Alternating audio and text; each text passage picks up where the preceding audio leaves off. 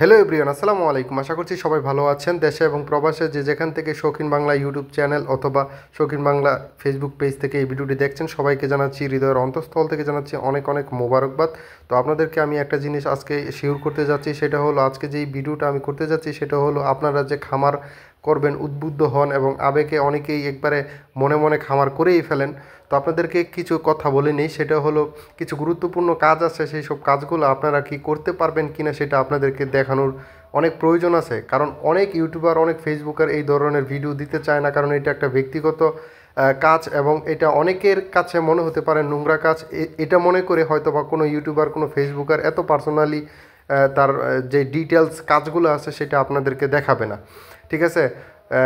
হয়তো বা লজ্জায়, কিন্তু আমি এই ধরনের চিন্তা ভাবনা করি না, ঠিক আছে? এক কথা শেষ, আমার কে কী বললো না বললো আমার কিচ্ছু আসা যায় না, কারণ আমাকে কেউ 2 টাকাও দেওয়া যায় না। আমি অনেক পরিশ্রম করে কাজকর্ম করি, দোকানপাট চালাই এবং আমি নিজে একটা ব্যবসা বাণিজ্য করার জন্য উদ্বুদ্ধ হয়ে আবার একটা নতুন ব্যবসা দাঁড় করাচ্ছি, ব্রয়লার মুরগির।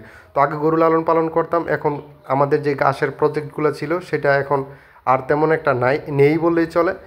ঘাস না থাকার কারণে আমি গরু লালন পালন করা ছেড়ে দিয়েছি। আর যারা গরুর জন্য আমার চ্যানেলটা সাবস্ক্রাইব করে রাখছেন, আমি আপনাদেরকে বলবো গরুকে কখনোই আপনারা লালন পালন করা ছাড়বেন না, ঠিক আছে?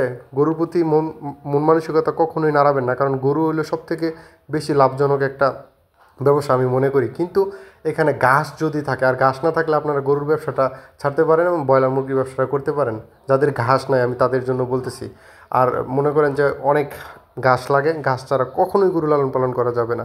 আমার একটু সমস্যার কারণে আমি ঘাস অ্যারেঞ্জ করতে পারতেছি না, জমি জায়গা নিতে পারতেছি না, এখন ব্যবসা বাণিজ্য করি। আর এই ব্যবসাটা আমার কাছে মনে হচ্ছে যে প্রতি মাসেই আমার কাছে কিছু না কিছু হলেও হাতে টাকা চলে আসবে, এই জন্য আমি কিন্তু এই ব্যবসাটা বেছে নিয়েছি। তো আমি আপনাদেরকে এত পার্সোনাল বিষয়টা দেখানোর একটাই কারণ, ভাই আপনারা কি এই কাজগুলো করতে পারবেন কিনা? এই কাজগুলো যদি করতে পারেন, নিজেকে যদি নিজের কাছে যদি আমার এই ভিডিওটা দেখে মনে হয় যে নোংরা কাজ করতেছি, তাহলে আপনি ভাই বাদ যান।